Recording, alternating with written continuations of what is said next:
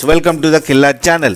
Friends, ఎవరైనా మా ఛానల్ని సబ్స్క్రైబ్ చేసుకోకపోతే సబ్స్క్రైబ్ చేసుకోండి. ఎవరైనా మీ డాగ్స్ అమ్మాలనుకున్న మా ఛానల్ వాట్సాప్ నెంబర్కి మెసేజ్ పెట్టండి. ఫ్రెండ్స్, ఇవాళ మీకోసం లాబ్రాడర్ మేడ్ అడల్ట్ డాగ్ తీసుకురావడం జరిగింది.